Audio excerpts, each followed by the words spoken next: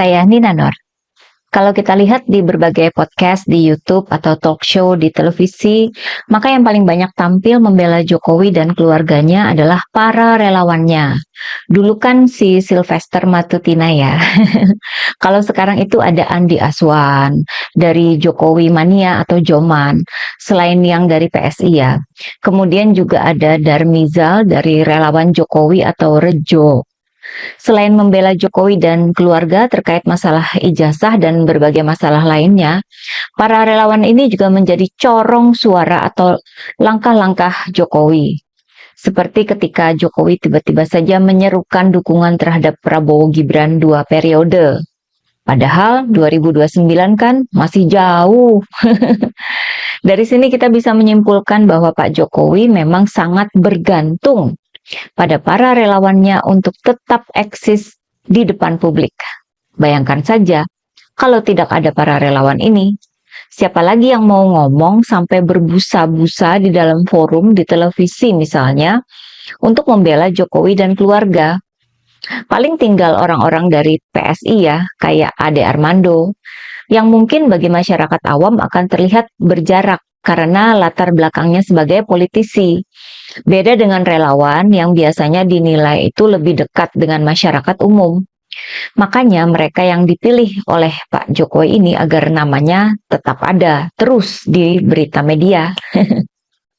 Yang kedua, bahwa suara relawan bisa dibilang merupakan suara Jokowi yang menyuarakan Prabowo Gibran 2 periode.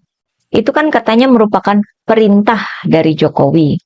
Juga buat membela Jokowi dan Gibran atas masalah ijazah yang mereka hadapi masing-masing. Contohnya seperti yang disampaikan oleh Jokowi Mania, yang menyebut perbuatan Roy Suryo dan kawan-kawan terkait ijazah palsu Jokowi dan Gibran merupakan tindakan teroris.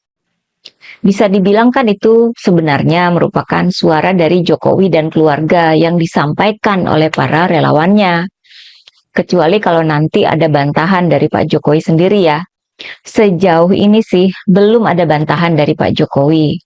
Sehingga kita pun masih menyimpulkan bahwa memang Pak Jokowi dan keluarga lah yang sudah menyebut Roy Suryo dan kawan-kawan melakukan tindakan teroris.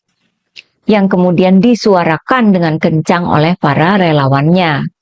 Nah, dengan 2 poin ini, pertama bahwa Jokowi sangat bergantung pada relawan untuk tetap eksis, dan kedua bahwa suara relawan adalah suara Jokowi, maka kemudian timbul pertanyaan, bagaimana dengan relawan yang pernah menyuarakan agar Presiden Prabowo mundur saja jika tidak mampu mengamankan kerusuhan yang terjadi di depan gedung DPR karena aksi demo pada akhir Agustus lalu?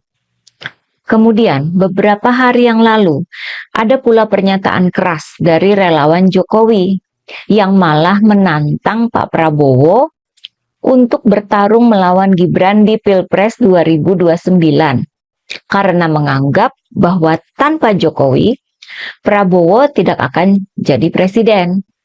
Jadi relawan ini meminta Prabowo dan Gibran itu berjalan sendiri-sendiri di Pilpres 2029 nanti untuk duel di sana.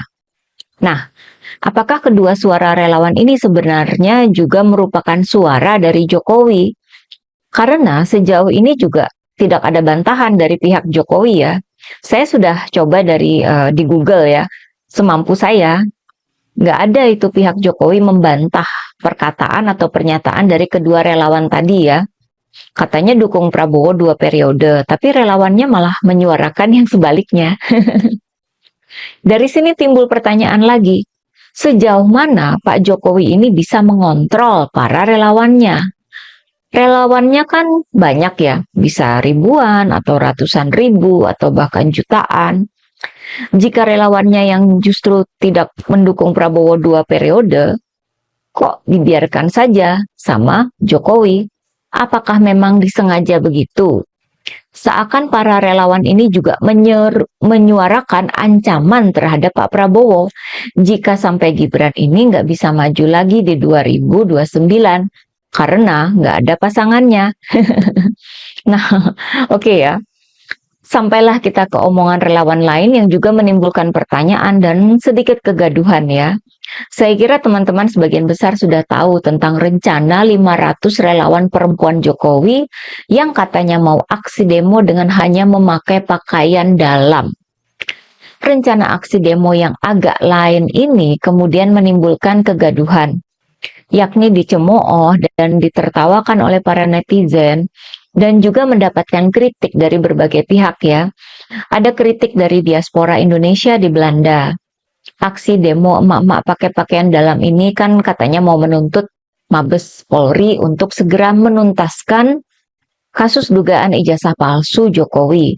Dalam arti agar polisi segera menetapkan Roy Suryo dan teman-teman, kembali lagi di channel GR 2045. Salam inspirasi, salam NKRI, harga mati.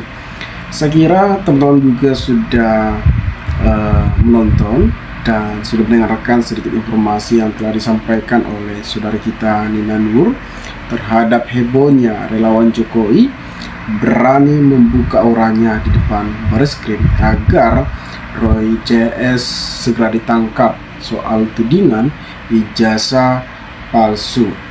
Saya kira itu sangat tidak berbobot sekali ya, ketika dia berani membuka orangnya di depan umum hanya membela Jokowi. Saya kira itu bukan suatu bentuk pemikiran-pemikiran yang cerdas, melainkan hanya memiliki mulut ember dan hanya berbondalkan menunjukkan auranya di depan umum agar didengarkan oleh banyak orang. Saya kira orang seperti itu tidak berbobot ya. Kalau orang yang ingin dikenal orang, pastinya dia harus memiliki pikiran yang cerdas, pikiran yang positif, dan tentu pikiran-pikiran yang berintegritas yang sangat tinggi, bukan malah ingin membuka orangnya di depan umum hanya untuk didengar orang soal ijazah tudingan yang dilakukan oleh Roy CS. Nah, adapun soal ijazah ini yang sampai sekarang belum ada titik terangnya, apakah itu palsu, apakah itu asli, sampai sekarang pun tidak ada kejelasannya. Saya kira juga kita yang menonton di sini, penonton GR, saya kira sudah muak tentang ijazah yang selalu diperbincangkan di media sosial. Karena apa?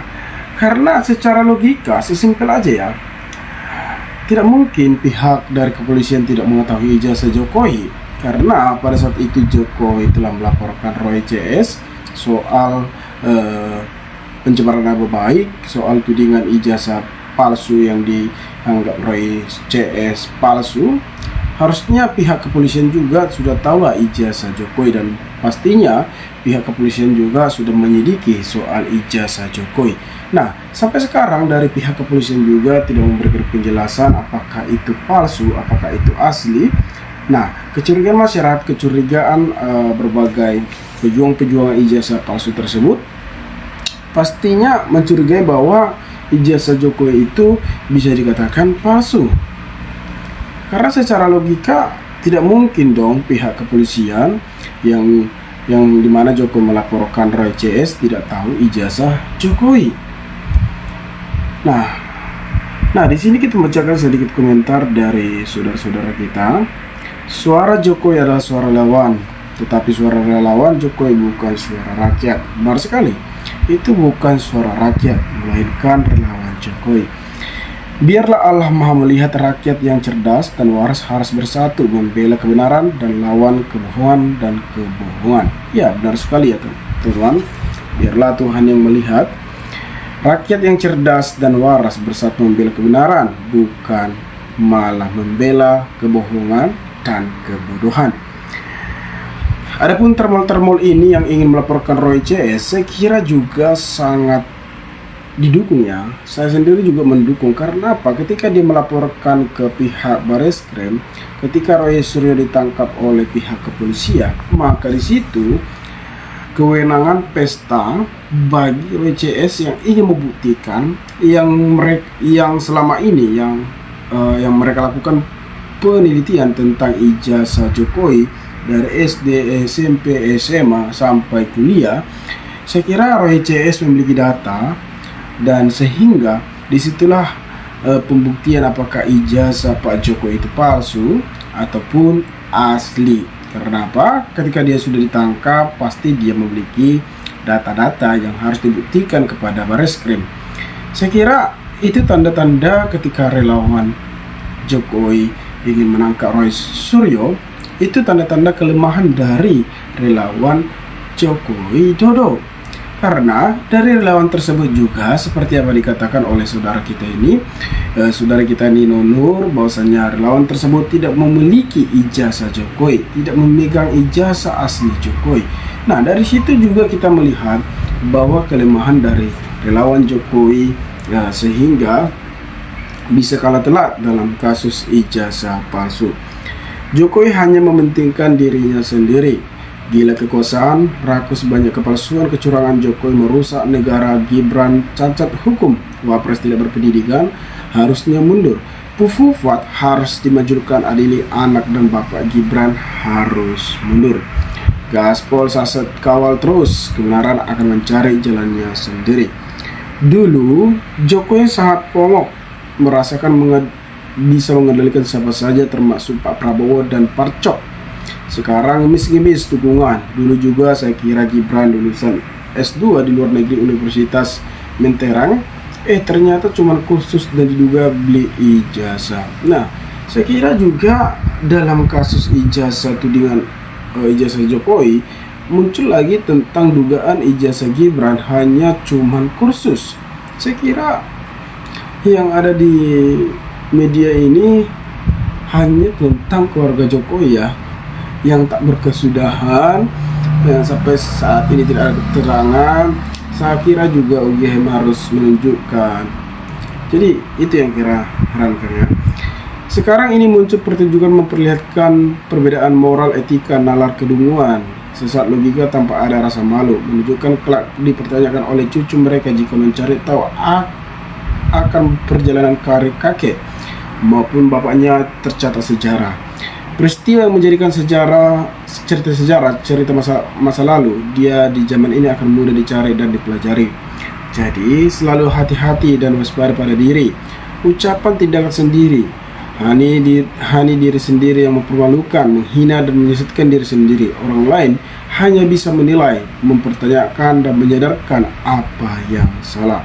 Iya, kalau kita lihat juga siapa ya relawan Jokowi yang rela membuka berahnya depan umum hanya ingin dilihat orang, hanya ingin didengar dan agar segera ditangkap Roy CS tudingan ijazah palsu tersebut.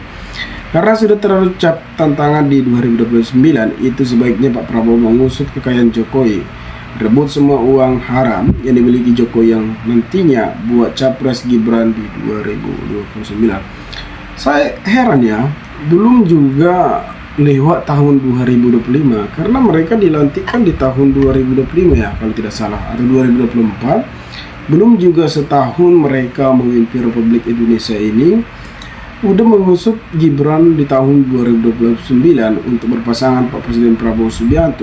Saya kira juga secara logika tidak ada masyarakat memilih Gibran kalau Gibran hanya begitu-begitu saja.